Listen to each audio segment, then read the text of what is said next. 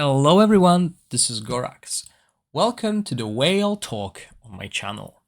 This is a segment I'm going to try to do every time we have these celestial alternate summons or other altars here, and this one is about to finish on my server, but it might be just started on yours, and if you're a big spender in this game, you might consider going for that. Although, I always suggest not to, because you'll need at least 105 Heliolite dices to utilize it. The single banners are still better, the normal ones. As you can see here, I've done 40 pulls here to get this Shadow Amethyst. But as I said, this is for the big guys, big spenders. This is why it's called Whale Talk. And in here, we have a really good selection of heroes that are really good, especially in PvP, with some of them being good in PvE. I don't think there's a single bad hero in this pool. They might not be the best in their roles, but they are definitely helpful. And we will start with Zephy the Rat. Granny Prophet Zephy is a support that gives all your allies defense by 45% but in dungeon battles. Now for each allies or enemies buff that is dispelled, transferred, or it expires, it will grant a shield that scales with enlightenment in attack to the ally with the lowest HP. And this has no trigger cooldown, so basically every time a buff disappears, boom, there you go, you got a shield on that ally with the lowest HP. His battle skill places a totem on the battlefield for 3 seconds, dealing damage that scales with attack and enlightenment to enemies within range with 75% chance of dispelling one buff from the enemies. Sadly, this chance does not go higher, so basically we're stuck with 75% chance, not 100%. But what makes him so good and a big counter to Sigrid or other burst heroes, which you could see in the CC tournament, as his ultimate, he creates a magic nexus for 8 seconds, granting defense up to all allies. On top of that, over the duration of the magic nexus, if an ally HP is below 30 seconds, grants them an additional invincibility for the remaining duration of the magic nexus. Invincibility means immune to all damage. And Zephy was a game changer in the, I believe it was Stu versus Cold Brew game battle. So yeah, he's really good in PvP. Moving on to the next hero on the list is Oster, and I like Oster. Sadly, never had him in any of the betas, not even now, but friends of mine, they do, and he is amazing. So defense in City of Trials battles, that is not really that good, but well, it is there, okay? So if you run in Frost team there, you can use that, because defense aura is one of the best beside accuracy and resistance, one of the most useful ones.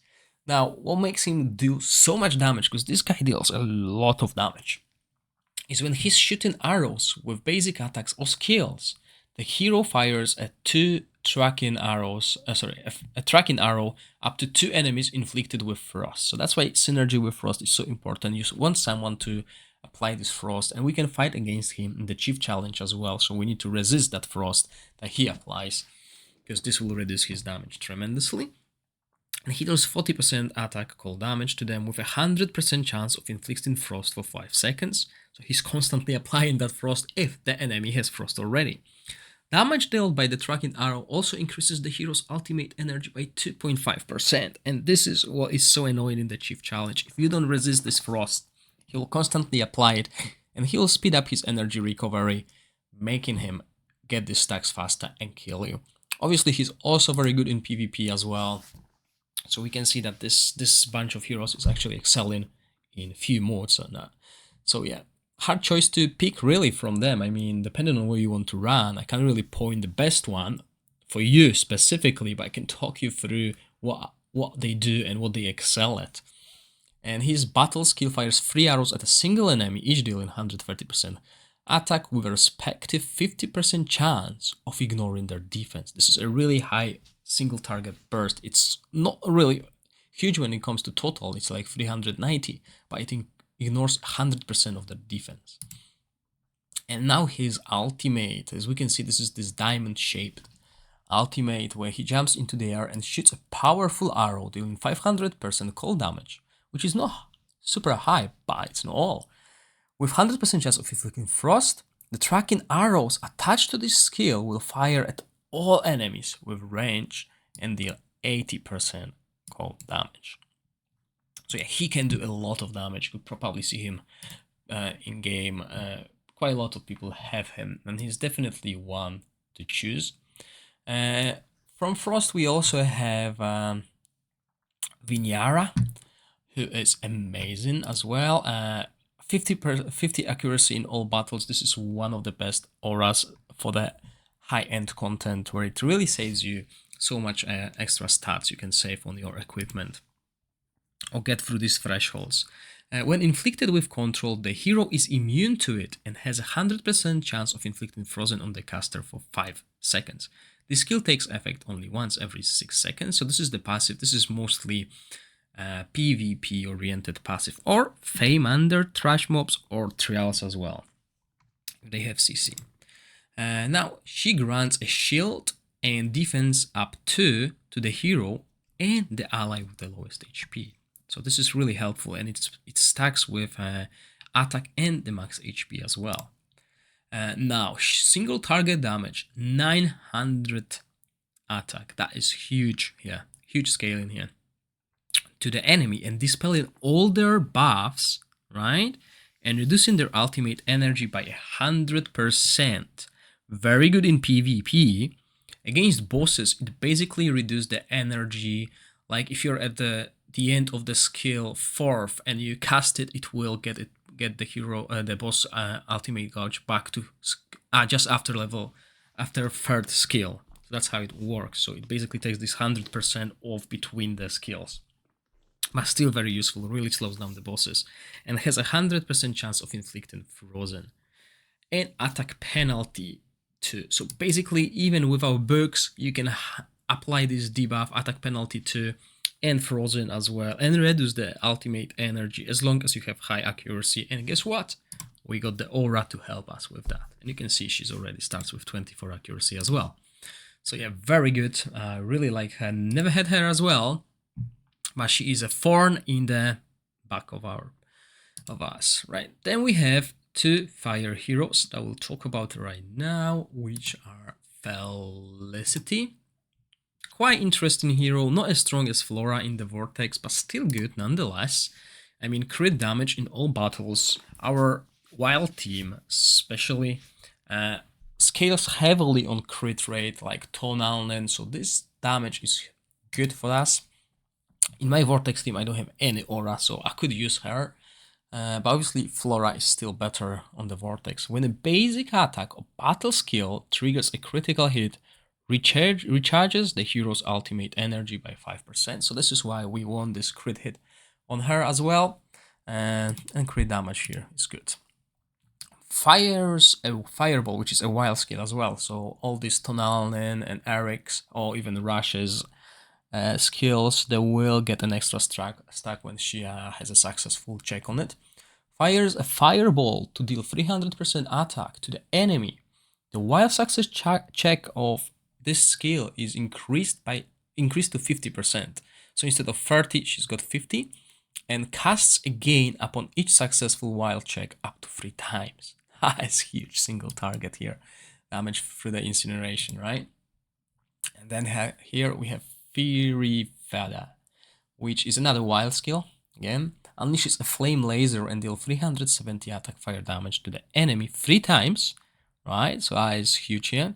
Ignoring their shield, right? So this is what's so annoying, especially against me, because I play with Adolphus, and this can destroy my tank, because there's no healing on my team, it's just the shield.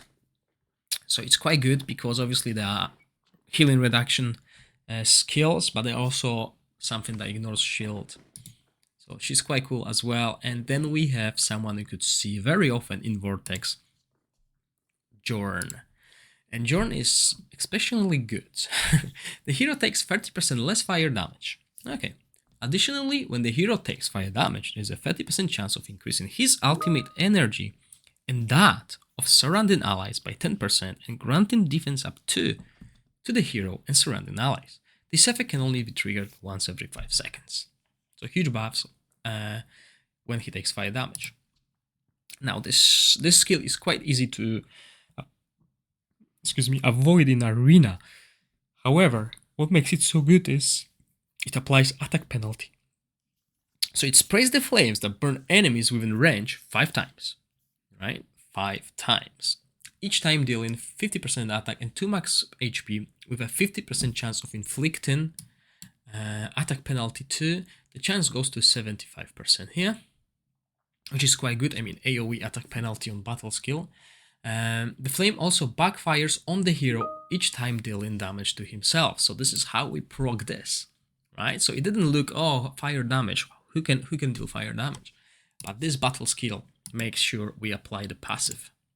Now we also deal through ultimate and AoE damage in the shape of diamond, dealing 500 attack and 10 max HP fire damage to enemies within range. And we reduce their ultimate energy by 25% and 75% chance of dispelling all of their buffs. It means 3, 4, depending on how many they got, and we can get it to 100% chance once we get him fully booked. So that is quite cool. He's really good. You can see him in PvP, in some Vortex teams as well. So yeah, definitely good. And then we go to a poison tank.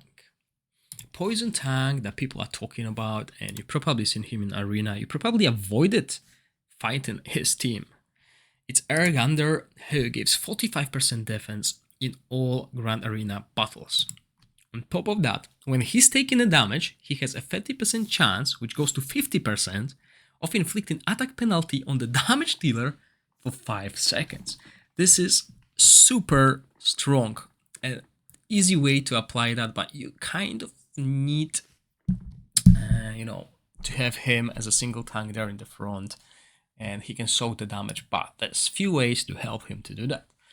So he deals here damage plus 7 max HP poison damage. This can sometimes do a lot of damage, truth to be told, within range, and 100% chance of reducing the ultimate energy by 25% and grants 20% max healing to the hero. So this helps him to recover some of HP, right? Well, he's a vampire, well, at least he looks like a vampire. He's a dark elf, right? So there we go. And then we have Desperate Beast, his ultimate, that has a 100% chance of taunting the enemies within range for 5 seconds and deal 400% attack plus 16% max HP poison attack. So on the arena, you can feel it. Meanwhile, the hero gains immortality for 10 seconds. He's immune to death. Obviously, if you have someone who has buff prohibition, you can counter him. You can try to nuke him, basically, and he will use his ultimate when he's low on HP, and he will not regenerate that HP because we have like healing prohibition, and then he'll just die after the ultimate. So there's few ways to counter that, but yeah, definitely good one. And if we're talking about tags, let's talk about another hero that we have here, and it's Ripicus. I've just recently pulled Ripicus, another great PvP hero. Basically gains healing equal to 50% of the healing enemies receive. So that's quite cool. Unleashes a wide range of slash. Okay, so there's a knock up.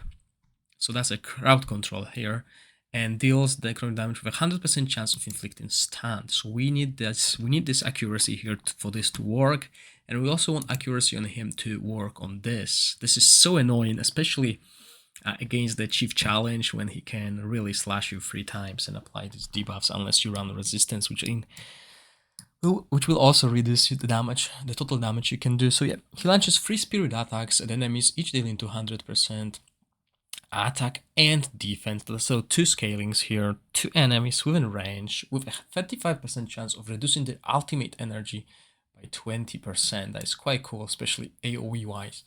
And 85% chance, which goes to 100% chance of inflicting 1 random debuff from the following for 10 seconds. Alright, so the cooldown is 20 without any haste, and those actually hurt. I'm not sure how good attack accuracy penalty is. If someone tested it, please let me know, but all the others are annoying to receive. And then we move to another 2 great damage dealers. Let's start with the cannon guy, who's here, Radiant Filto. Right, Filto is an interesting burst heavy hero. If you meet him in the arena, you can see that sometimes your team just evaporates. He's just doing so much damage, and basic attacks will cause an arcane explosion upon hitting an enemy, dealing 50% attack derivative radiant damage to enemies within range. The hero will not gain any attack speed bonus. Instead, each 1% extra attack speed gained will be converted to 10 attack. Fires 3 cannon shots at enemies, each shot dealing 100% radiant damage to targets within range. If more than 2 targets are hit, he's gaining rally. Now, he deals 600% radiant damage. Again, this kind of attack pattern is really easy to avoid if you know the enemy's formation. But if the hero is under rally when casting skills, consumes rally and deals 600% attack damage extra 2 times. That is 1.8k attack damage here. That is huge. And on top of that, he recharges the ultimate energy by 20%. This is really hitting hard, especially when he's under the rally effect. So very, very good hero. Sadly, I don't have him. And then we have another hero from the line, from the Tempest here, Valos. You could see Valos very often in the Vortex teams as well. And so what he does is he does a lot of damage. When an ally launches a basic attack, the hero has a 10% chance of launching a following attack, dealing 75% derivative damage. Dauntless heroes have double chance of triggering this effect, so that's why you can see these Dauntless teams, like, you know, heavy attack, basic attack speed and stuff like that, and he can just constantly proc this.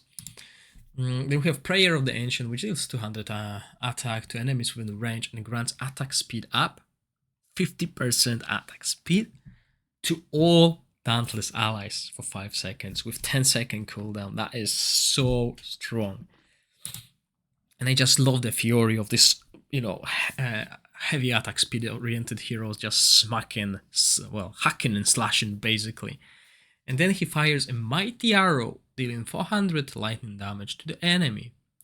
It doesn't seem like a lot, 400, right? But it ignores the 100% defense of the target. So again, the target has 0 defense, basically, and this is such a strong skill against all these tanks that stack defense.